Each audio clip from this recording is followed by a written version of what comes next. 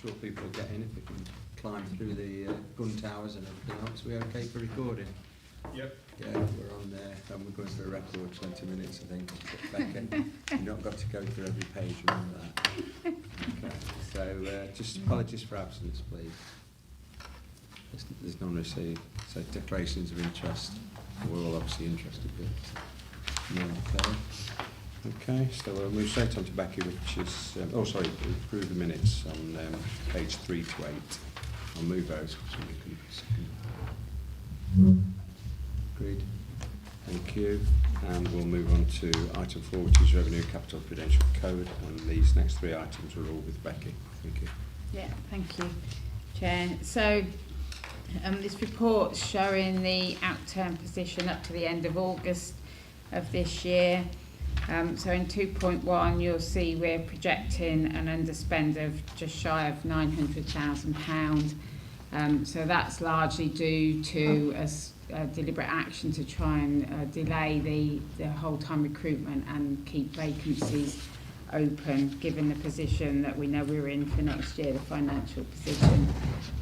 So since the report was written, the Green Book offer has been accepted by Union. It's still out, it's still got further approvals to go, but if that were approved to go through, that would cost an additional £126,000 in this year. And the firefighter pay award, the revised offer from employers is 5%. That's still with the FBU at the moment. But if that were accepted, it would be an additional £525,000. Which takes us up to about 650,000. So that would reduce that variance down to 250,000.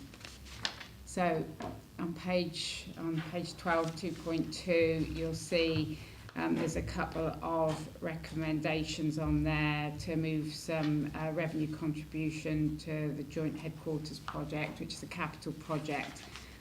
That we've got some additional expenditure due to some changes in the scope of the project for the last phase, which is just their final moving in this building from Westwood Lodge, and also some of the tenders have come in just a little bit higher on some of the other works, moving services within the estate as part of that move, such as the fuel tank from Westwood Lodge. So there's a slight increase in expenditure there. So there's a request to make a revenue contribution to that capital project of £150,000, and also a contribution to earmark reserves for Westwood Lodge security.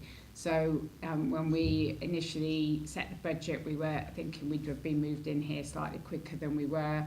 So that budget was set for a year, and now instead of being in the financial year, it's just slipped a little bit. So that slippage of 62,000 is just to reflect the slippage into next year until the building is sold.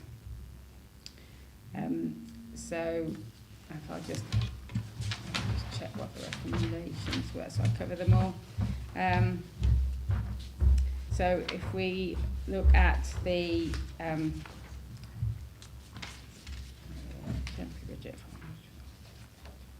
additional training costs, 2.9. So we're looking, the training budget is looking to overspend at the moment, and that's partly because training additional staff in preparation of potential industrial action, and also for higher increase of turnover in staff. We've had additional training as a result of that due to the vacancies that we're holding. So we're asking for just a virement from the whole-time staffing budget just for this year to increase that training budget by £50,000. One of the recommendations is to increase the premises budget for planned maintenance by £120,000. We've had quite a few instances where things have broken down and we've had to repair things urgently this year. So we've got water pipe at Stock Hill, and we've had to make repairs to the heating and air conditioning units at Highfield Station. Obviously we couldn't not repair those. And since the report was written, we've also we had the new boiler put in at Stock Hill, and as a consequence of that, we knew we got a small leak underneath the building. It was actually leaking out underneath the building itself from hot water, and when we've had the new boiler put in, we noticed it's just continually filling up. So we think the leak's a lot worse than we originally thought. Additional cost to fix that because we need to put pipes around the outside of the building rather than underneath. It's about 50,000, so I'm asking for that 120,000 in the recommendations to be increased to 170,000. If that's okay. So I've covered that. So, and I think those are the main areas that I wanted to pick up. Was one further one. The equipment we have in the budget for 23-24, we have a new command support vehicle being purchased for as part of the for the chassis. We need to put the order in quite far in advance at the moment because of the delay in procurement times and also trying to secure the best prices that we can get. So this vehicle is the vehicle that goes out to major incidents to give us command support. It's got electronics and stuff so that we can do things a lot better than on the incident ground if we need to. It's due for replacement in 23-24, but I'm asking if we can have approval to place the order because obviously the 23-24 capital programme will not be approved until February in 23. So I'd like to add an additional recommendation, if that's okay, just to approve the purchase of the chassis, because if we don't do it now, we won't be able to get the vehicle delivered next year. So I think that's it. Any questions, anybody?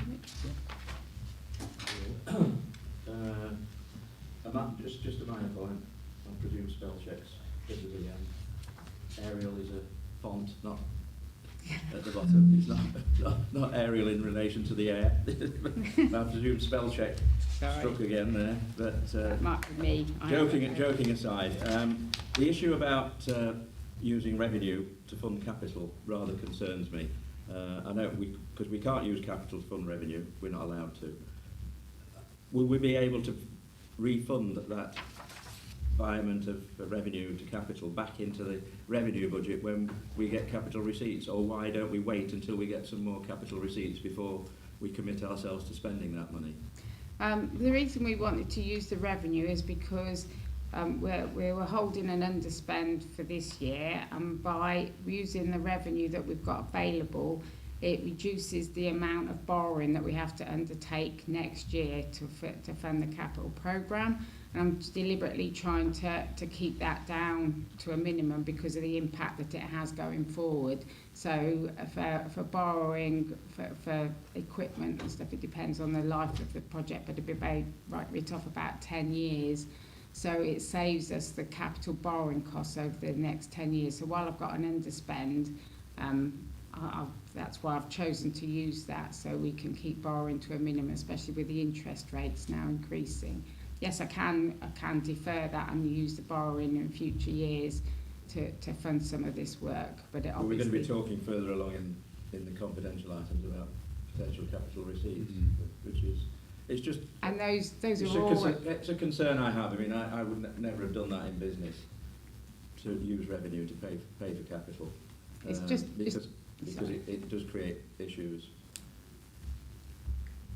Except that the capital receipts that we're expecting to receive are already built into the funding for the capital programme in future years. So those receipts are already being anticipated and used to fund capital works. I was trying to avoid increasing any borrowing any further. But I can use borrowing to cover it, but then that means that we sit on an underspend and can use reserves, but I also have additional borrowing costs moving forward. Okay, Callum. Yes, so just almost a clarification. So did you mention that the environment of 120k is going to move up to 170k? Yes. Okay, and that's for unexpected critical. Yes, and we did, as part, if you remember when we set the budget this year, we were trying to we made about £2 million of in-year savings to try and balance the budget, and one of those was on the maintenance side of things. And as a consequence, we did significantly lower the maintenance budget, and it's come to fruition that probably that was not the wisest thing to take, because we've just hit a year where we've had quite a lot of significant things go wrong. So normally we might have managed, but this year we haven't been able to. So it's really bringing that back. 120,000 would have brought it back to what it was in the budget for last year, and then we're extending that slightly further. Yeah, Steve. Yeah, following on from the points about the revenue to capital, I mean, obviously these amounts compared to the bigger amounts we're talking about in the consultation, you know, it's a drop in the ocean compared to the 2 or 3 million we're talking about. But in terms of the context, if we're going out in a consultation to say we're going to have to make cuts because we haven't got money in the revenue budget to pay for keeping a fire, you know, engine in places, but then we're taking money out of the revenue budget to put it somewhere else. I'm wondering, you know, the optics of that, you know, in terms of the consultation. We're saying to people, you know, we're going to have to take away price fire engines, but then we're saying that because we haven't got enough money in the revenue budget year on year, and then we're moving money out of the revenue budget into other areas. Yeah. So It doesn't sit right. yeah, that funding, if we didn't use it to fund this capital piece of the capital programme, would go into the general fund reserve. So it would increase the availability, but as you said, it's not going to make a huge amount of difference in the grand scheme of the amount that we need to save next year, and I don't think it would be sufficient to protect us from making further cuts next year. Having said that, I was trying to, by doing that, it does reduce our borrowing costs. So it does make those savings in future years. So really, in a way, it's either take the saving, you either increase the capital cost next year and take the saving this year into reserves, or use it to fund the capital programme, but then we have a sustained reduction in our borrowing over future years. So it's 6 of one, half a dozen of the other. I mean, I would recommend that we take the money out of revenue while we've got an underspend, because it is using it to make savings in future years rather than putting it in reserves. But I am open if members disagree and would like to offer a different solution on. The amount that it is isn't going to make a significant amount of difference. Okay, John, thank you. Thanks, Chairman. I don't know how we keep saying we've got a £966,000 underspend when we're saying that we need to make £2.5 million worth of savings. And you can't say in one hand we need to make savings and on the other hand that we've got an underspend. That's a lot of money. It's just under £1 million that we could be putting into services that we are consultating wrongly, that we should making cuts. So I think that entire piece of money needs to be looked at, put into services, so we're not cutting. There's no need to make cuts. I would say the £900,000 is not going to be £900,000 once we get pay awards in. It's going to be a lot lower. So I would suggest, well, that takes us down to £250,000, which at this time of the year can move a couple of £100,000 either way anyway. So I don't, and the reason that we have that underspend is that we're deliberately holding vacancies. We're about 30 firefighter posts down at the moment, pending, because we want to try and avoid being in a position of making redundancies in the future. So it's not a sustainable way of doing things. It was a one-off year because we're trying to put ourselves in a strong position going forward. Can I come back, Chairman? Yeah. Sorry, I do apologise. So just to confirm, the positions that we've been holding back filling, are they what I would class as frontline staff, or is it what we would class as support staff? It's a mixture of both. So we're down on both. We have been had something like a 20% turnover in support staff this year as well. So I haven't to hand got, actually it'll be in the report, the breakdown between the two. Because the question I would be asking is, if we've coped without the support staff for this long, is that not a permanent saving? Well, We could do to going say forward. with cope, there certainly have been some challenges, and we are struggling in a lot of areas. You'll see some areas of work that won't have been completed, and they're starting to filter through now. So it's not a case of us having a surplus and we're managing. It is causing quite a lot of stress to existing staff, and it has actually led to some staff leaving because of the additional workloads as well. It's a fair age, Okay, I mean, it is, I've said in many places that the way we're getting the budgets done now and keeping to the budgets reasonably is with goodwill of the staff. But as you say, they're off. You know, because there are, you see, you can get more at McDonald's than you can shoving dustbins in the back of lots of waste vehicles. It's difficult, can lead. Actually, Becky's covered everything that I was probably going to say, but just to echo that point, that this was a deliberate approach that we took in order to bring some underspending and put us in a better position for next year. It potentially reduces any potential redundancies that we may have had to have if we'd had everybody fully in post. And while we were developing our proposals, we wanted to make sure that we did that as best we could. So it's a conscious decision. And discussions we had yesterday that with that nearly £1 million, I think we dropped about 170,000 in the end, wasn't it? Something like Yes. that. Yeah. I'd written it down when I was talking to you. Yes. That it's a substantial reduction when you take out all the other things. So I mean, you know, we're open. There's two ways through it. So if you want to alter this recommendation, but I'd go with Becky as a professional, and we'll just keep an eye on it as well. Any other thoughts on that? Okay. So there's 7 recommendations now, including the one on. You're going to write that in over the platform. So 10.3, I was proposing to increase the 120,000 to 150 to cover additional costs, repair works to a leak at Stockhill, and to add an additional recommendation, 10.8, to approve placing the order for the chassis command support unit prior to the approval of the 23-24 capital programme. Okay. We agreed? Agreed, thank you. Moving on to the next one, which is still with you, Becky. Order to Yeah. final accounts. Chair, is that everyone? Yeah. Yes, thank you. Okay. So the set of accounts was initially considered by Fire Authority back in May. At the time, the audit had been almost complete, but not entirely. And it was recommended that the delegation to myself for approving any further changes unless they're of a significant nature, in which case they would come back to this committee.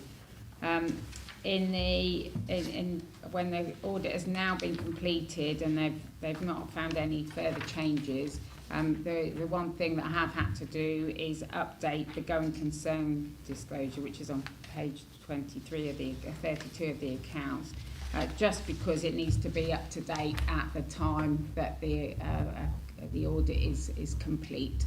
So it's just updating it. There's no major difference.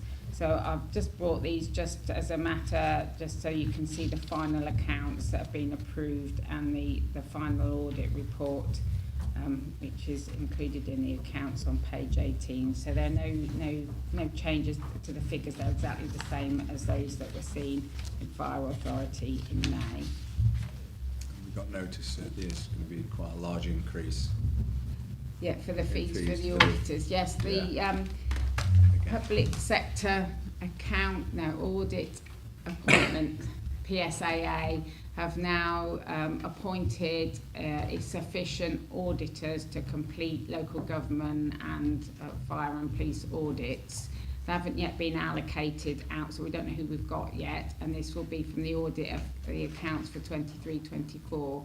So we haven't had individual allocations or allocation of costs when they tell us how much it's likely to cost. But what they have said is that on average, the audit fees are increasing in the region of 150%.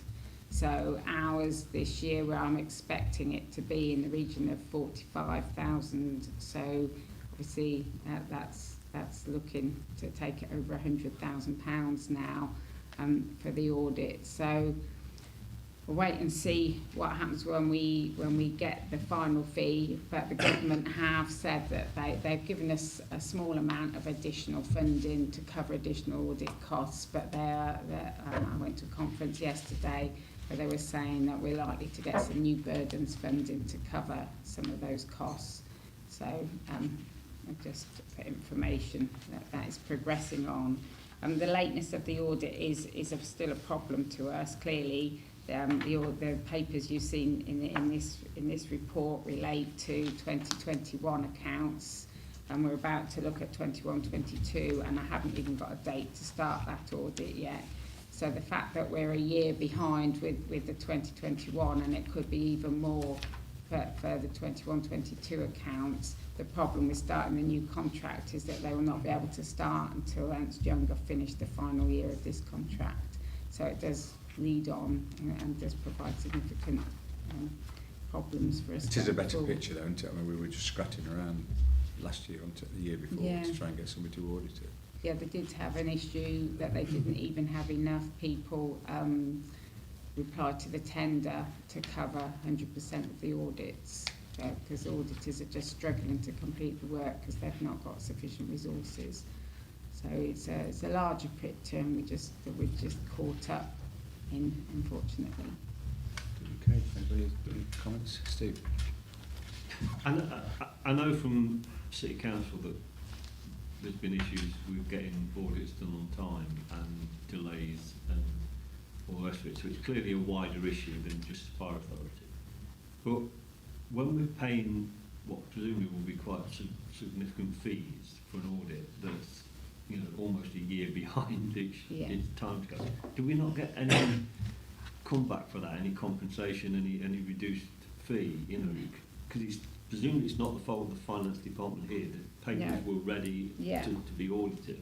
So the fault is from the contracting, you know, from the people who are contracted to do it, not being in the position to start.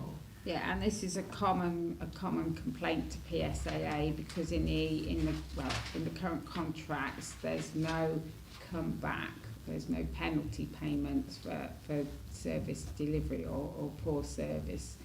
And the reason for that is that if you think the auditors we have a duty to get the audited accounts on the website, audited and on the website by the 30th of November, according to the current timetables. But if there is an issue in the accounts and the auditors need to take extra time, then that if that's not achieved, it could be because they haven't had sufficient information, or they're requiring additional work to be done on the accounts. So they can't put a penalty just for not completing the audit by that date, because it could be an issue with the accounts that's caused that. But what we've been calling for is, because our audit didn't even start till after the deadline, so it clearly isn't, and our accounts were available on the website in compliance with the timetable, and so many other services are the same. So we've been pushing for something to be built in. But I think the problem is, with it being a national issue, if they put something in about those timetables, they were worried that we wouldn't get anybody reply to the tenders, submit tenders for the work, because the audit field, a lot of the problems are down to changes in legislation and some of the failure of some big organisations and councils that have issued, big councils that have issued Section 114 notices, which is like a bankruptcy notice. So they've really nailed down the requirements of the audit and put through new audit legislation to increase the workload of the auditors. But it takes quite a number of years to train up an auditor to that level to be able to undertake audit work for local authorities, which are quite complex, and it's a very specialised field as well. So that's until the audit companies manage to retain staff and get them adequately trained, I can't see that even with the new tender that some of these improvements are going to be forthcoming. Thank you. Callum? Yes, I think some of the issue is actually not even timetable, it's just getting them started. Yeah, So I think it's almost clear cut. If you don't start your audits on time, then Yeah. it's clearly their fault. So there should be some compensation. That's beside the point. Just a question. In your opinion, do you see an end to the audit problems in this regard? no, until we get sufficient staff in the audit firms, or there is a relaxation of the audit requirement. But the issue is, there's been several ideas banded around to try and solve the situation, like trying to, even as radical as leaving a year without the audit taking place and undertaking the audit for the next year. But then they'd have to audit 2 sets of accounts, because you can't start from a starting point. Obviously, if you did want to put something in the account, you'd put it in the year when they were unaudited, and so they would have to audit both sets. So I can't see that would resolve the matters. Just get a judgment on if you feel it's going to gradually get better, or if we're spiraling down into constant delays, and those delays get longer and longer and longer.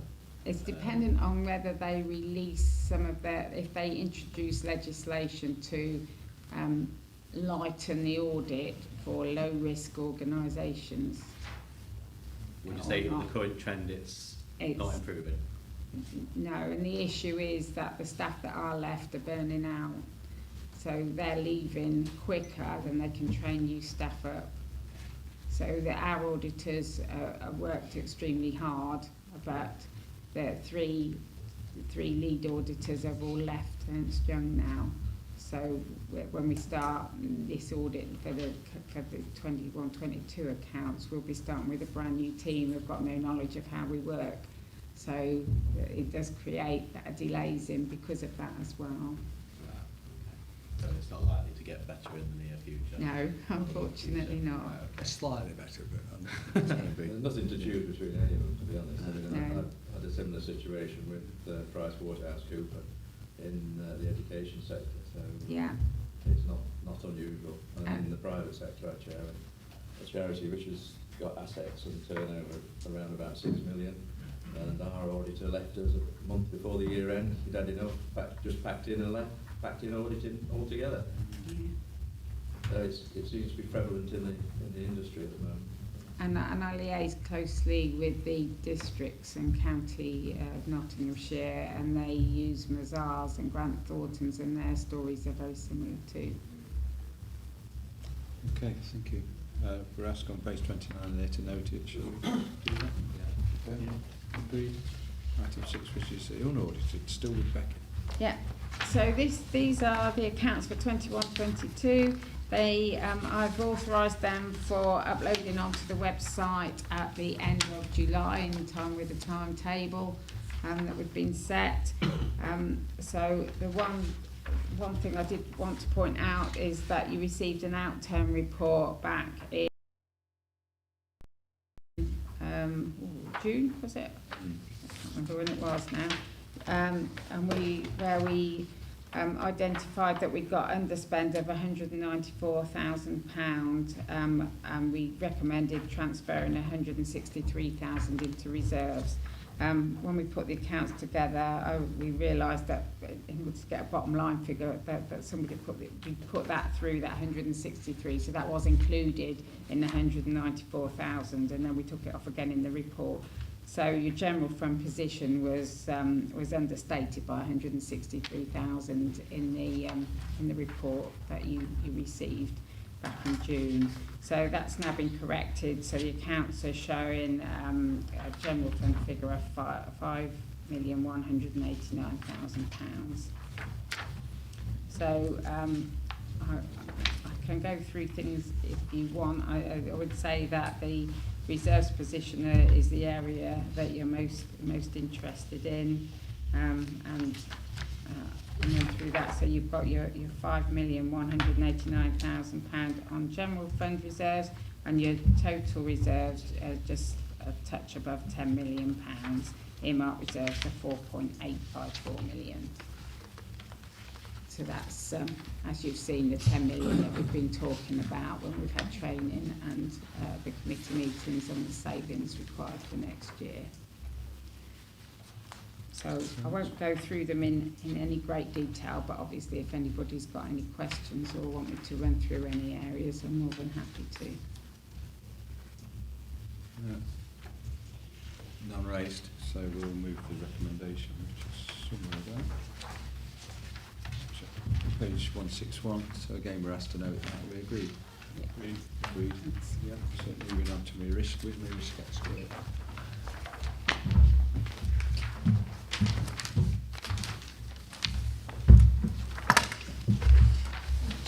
Thank you. So this is the periodic corporate risk management report, which is presented twice a year to the Finance and Resources Committee.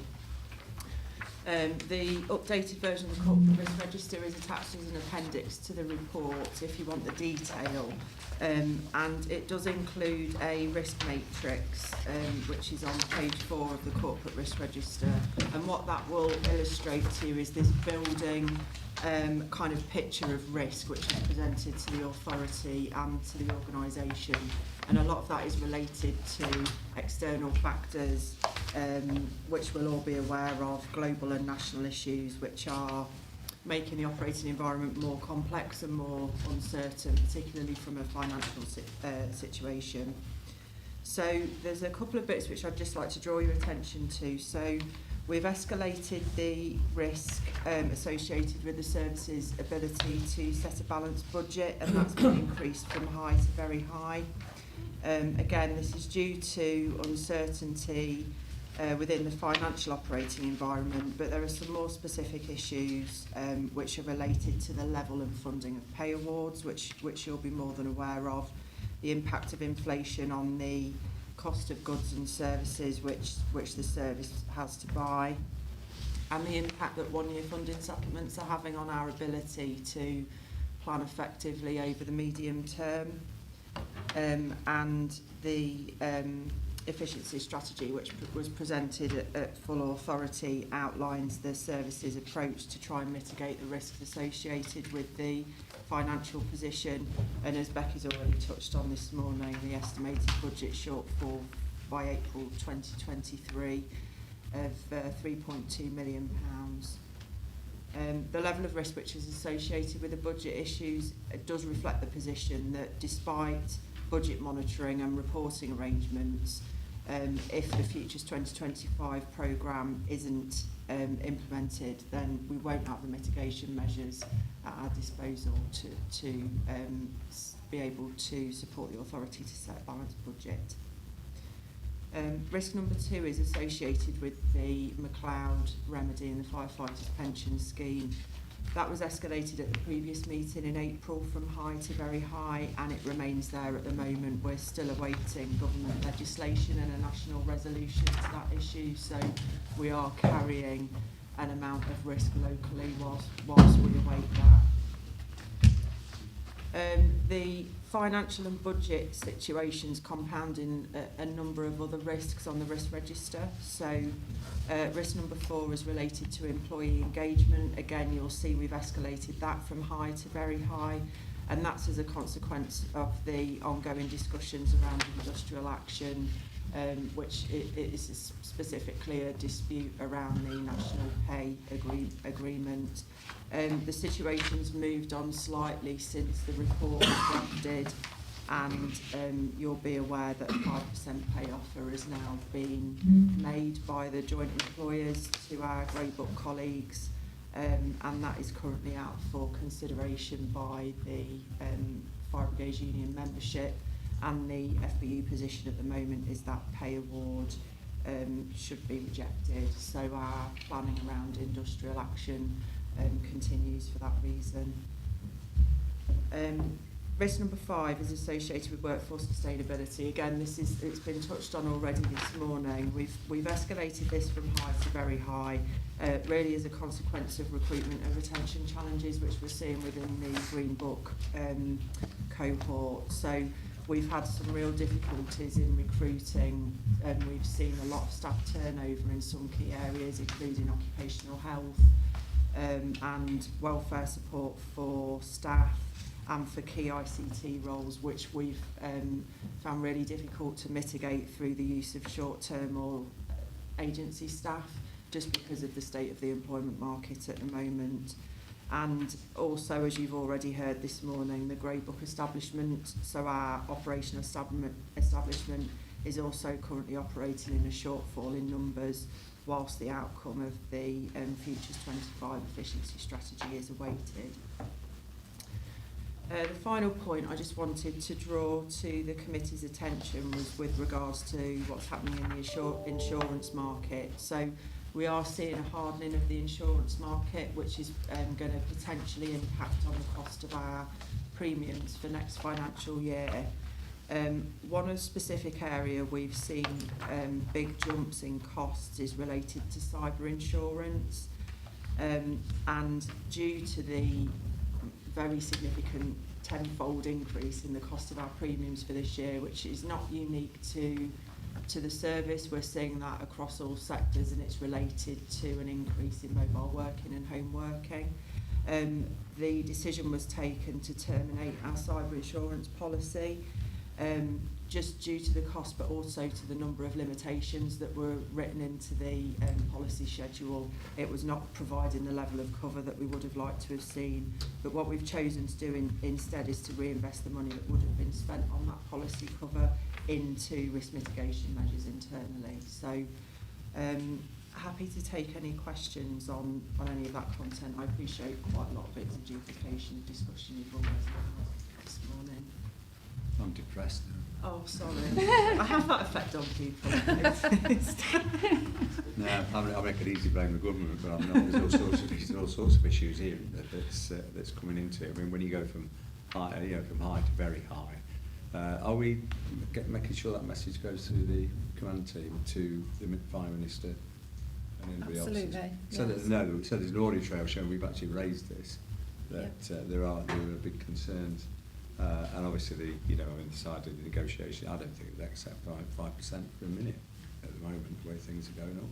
So, we've got all those potential problems there. Anybody got any ideas or any solutions? It's a bit like, I suppose, poor old, what's it, Liz Truss at the moment. Anybody got any idea, isn't it? But it is very, very serious, because the next step is you went up a service, wouldn't you? I think that the challenge that you see when, obviously our activities generate risk for us internally, but they're much easier to manage. Yeah. What happens when you're in a risky operating environment and a lot of your risk is being externally driven, all you can do is mitigate it as best as you can. You're never going to be able to avoid it. And once things start appearing on the corporate risk register, these really are the things that are having the most significant I was thinking one of the magic lines of that word, sometimes I can't say trajectories, that's going that way. When's it likely to start, going the other way? Do you know? Thank you. You're saying that they may not accept 5 and they may not accept 5, but we know that we're going to struggle to pay 5. Yeah.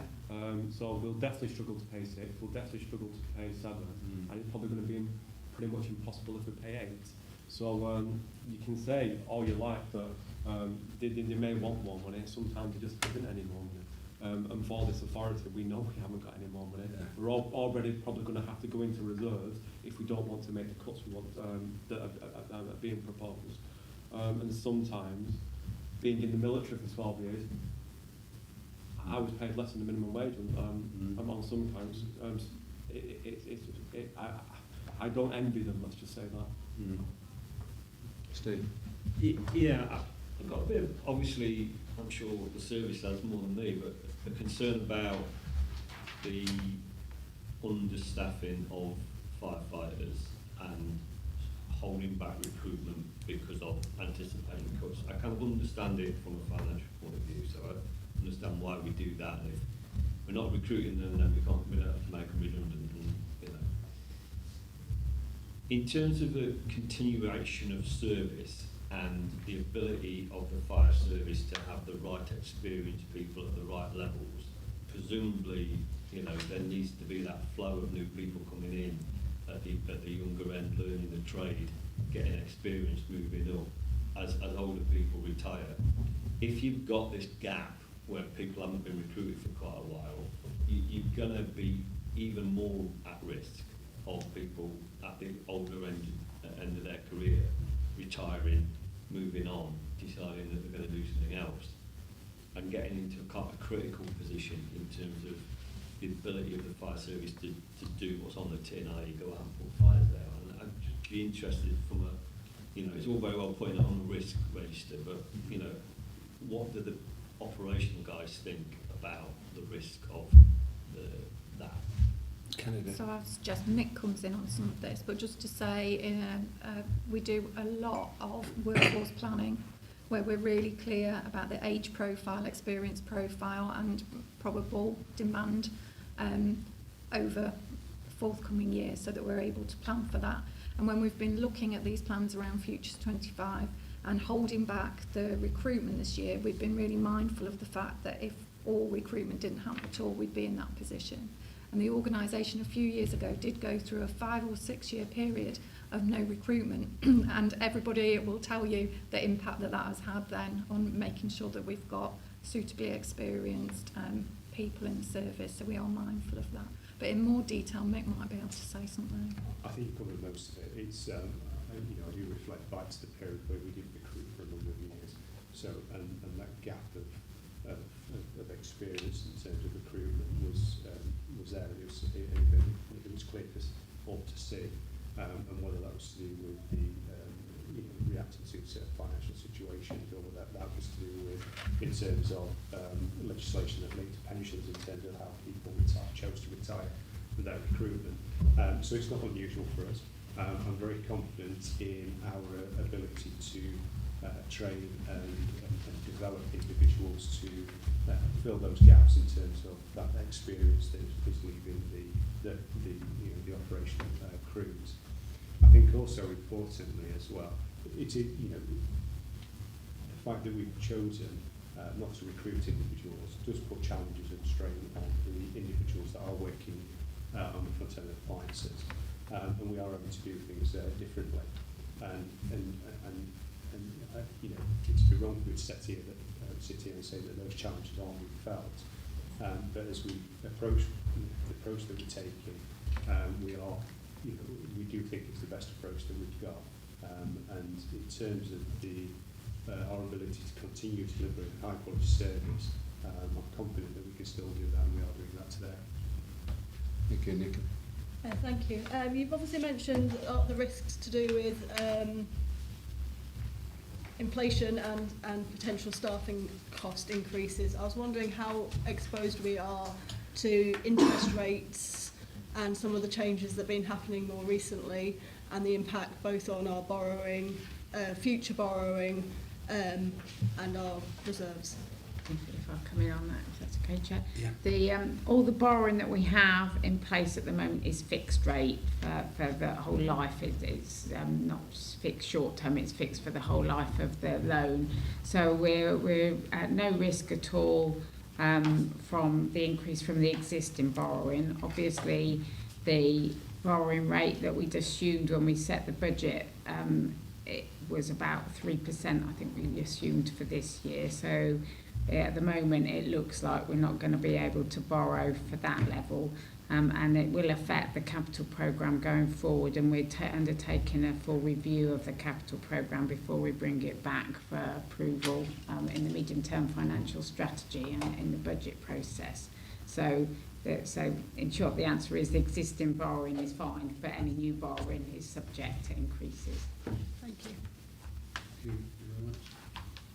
Is there any way we can bring this to the full, I mean it's serious, to the full authority so that all the members get a chance to discuss it? Is there a pathway through on that? On the budget risks on this risk, yeah. Or the risk, the whole risk register. I think the level needs raising, you know. I mean, I had a fire a couple of days ago with a house on fire opposite where I live, and the professionalism of the staff was brilliant. You know, they stopped a house literally being burnt down because he was going for it, and without that training, as you were saying, without that training, if you've got sending somebody in that's pretty green at it, then possibly there could be more accidents and things like that. I think when you've got the risk that you're highlighting now, it needs to be debated in the full authority. I don't know how other people think about it, so the other members are fully grasped. So, you're recommending that we call it into forecast and we don't make the decision tonight? Well, it's just for notice. It's not, it's just for noting, but I just think somehow to make sure, because people go by, it's not, they're not on that committee, they're not particularly looking at that. They're not particularly looking at that, and we just need to make sure that it's there, it's actually in front of people's faces, because it's happening all over the place. And I say, it's easy for me as a politician on one side to blame the other side, and I'm not into that. I'm after how we resolve it. You know, it's not all down to governments and things like that. There's circumstances coming into it, and I think that flow of people coming into all sorts, it might be GPs, it might be one of my daughters works at the blood service, where it's not the fact we haven't got any blood donors, we haven't got anybody to do it. You know, that type of thing, and that is a big risk. I'm listening to a lady on the radio, I don't know who's heard it this morning, that she'd got this, what's the one for the African people, this secular something. Sickle cell. Sickle cell, that's it. When is the next meeting, And Chairman? 10 litres of blood every 5 weeks. So, I mean, I'd do the noting, but I'm just trying to get it so that that other people pick this up and we keep the pressure on whoever is the minister. I'm just looking for someone else to get that through. Yes, Yeah.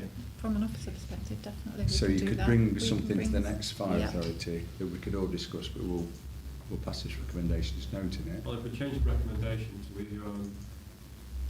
we propose it gets sent Yeah. to the full council, now Yeah. a proposal instead of a noting, that would do it. Yeah, Agree? Yeah. okay. Thank you. Then all members will be involved in. Thanks. That's the 16th of December. We'll have the medium-term financial strategy Yeah. on that committee as well. Okay, we're moving. I think we've got to throw everybody out of it. Exclusion of the public, item 8, under the, what's written before you, 1972 Act, Schedule 12A, Part 1. So we'll move that. We agree.